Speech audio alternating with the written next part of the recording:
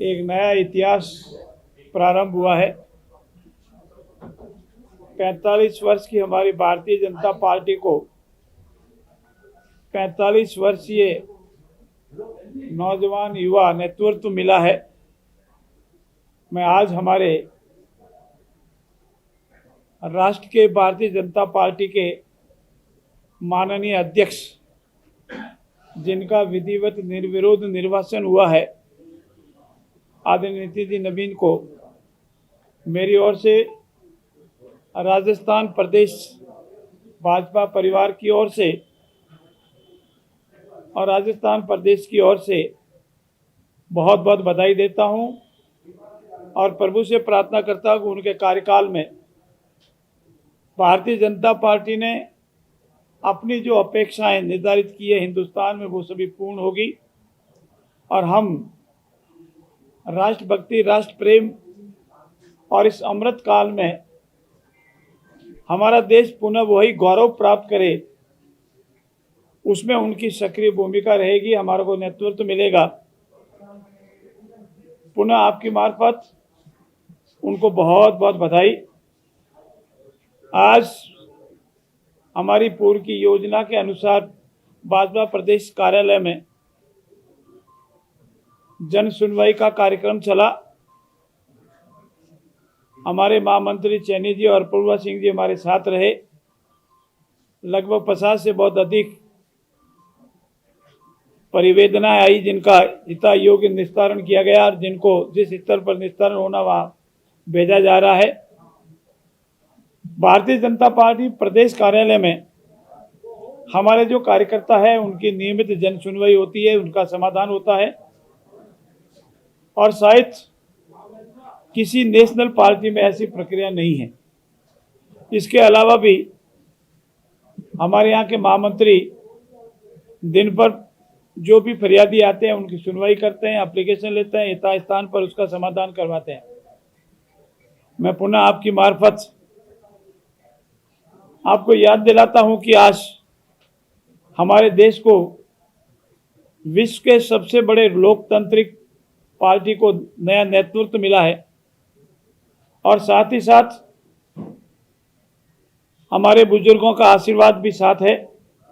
हमारे यशस्वी प्रधानमंत्री आदरणीय नरेंद्र मोदी जी, गृह मंत्री आदरणीय अमित शाह जी, जेपी नड्डा साहब और ऐसे नेतृत्व का साथ और आशीर्वाद भी हमें निरंतर मिलता रहेगा। पुनः आपकी मार्फत आपको बहुत बहुत निवेदन की, राजस्थान अपूर्व विकास की ओर बढ़ रहा है। आने वाली 28 तारीख से 28 जनवरी 2026 से हमारा बजट सत्र प्रारंभ हो रहा है। इस बजट सत्र में राजस्थान की आवाम की अपेक्षाओं के अनुसार, जैसे हमारे पूर्व के 2 बजट ऐतिहासिक व राजस्थान के सर्वांगीण विकास के लिए माइलस्टोन के रूप में हुए, पहले ऐसे बजट आए जिसकी लोगों को अपेक्षा ही नहीं थी, उसे भी अधिक जनहितैषी बजट आए और ये बजट भी जन भावनाओं के अनुसार राजस्थान के विकास का माइलस्टोन होगा। मित्रों, विपक्ष हमारी ताकत है। मैं आपकी मार्फत उनसे अपेक्षा करता हूं, प्रार्थना करता हूं, विनम्र अनुरोध करता हूं कि आइए राजस्थान के विकास में सकारात्मक बात कीजिए, विकास के मुद्दे पर अपनी राय दीजिए, अपना विजन दीजिए। नकारात्मक भाव, अखबारों में या टीवी में सुर्खियों में रहने का भाव और एक जनप्रतिनिधि या किसी नेशनल पार्टी के नेताओं को शोभा नहीं देता है, वैसी भाषा का प्रयोग नहीं करें। हम चाहेंगे कि विपक्ष राजस्थान के इस गौरवपूर्ण इतिहास में विधानसभा के पटल का उपयोग राजस्थान के विकास के लिए करे, राजस्थान के आवाम के हित में करे। भाजपा दल जो वर्तमान में शासन में है, हमारा यशस्वी बंजलाल जी के नेतृत्व में जो ऐतिहासिक कार्य हो रहे हैं और हमने जो 2 साल में कार्य किए, उसका लेखा जोखा जनता के बीच में रखा, उसमें कमी खामी बतावे, उसकी आलोचना समालोचना करें, हमें सुझाव दे। लेकिन विपक्ष के साथी सिर्फ मात्र सुर्खियों में रहने और नकारात्मक भाव से ग्रसित है। अगर उसके उपचार भी सत्तादल को मजबूर किया तो हम उनकी भाषा में जवाब देने में हिचकेंगे नहीं, लेकिन हम प्रार्थना करेंगे कि हमारे सदन का पटल जन उपयोगी बातों के लिए हो, विकास के मुद्दों के लिए हो, और जो गौरवपूर्ण इतिहास हमारे आदरणीय भैरव सिंह शेखावत के समय, शिवसेना जी माथुर के समय रहा है, उसी अनुसार इसका उपयोग हो। परंतु कई बार मैं प्रिंट मीडिया की मार्फत, इलेक्ट्रॉनिक मीडिया की मार्फत देखता हूं, वो जिस भाषा का प्रयोग करते हैं वो ठीक नहीं है। अगर उनको देखना ही है तो विकास की बातों पर आकर के हमसे चर्चा करें, हमसे प्रश्न खड़े करें।